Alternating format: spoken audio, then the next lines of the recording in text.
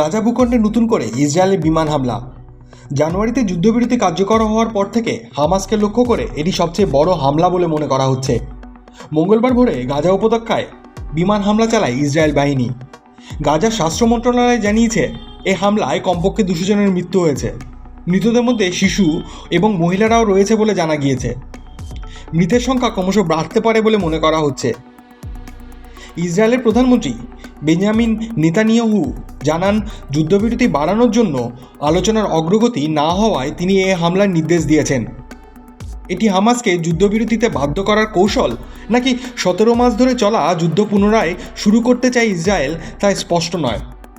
হামাসও হুঁশিয়ারি সুরে জানিয়েছে, ইসরায়েলের নতুন করে বিমান হামলা চালিয়ে যুদ্ধবিরতি লঙ্ঘন করেছে। এটা তাদেরকে আরও ঝুঁকির মধ্যে ফেলছে।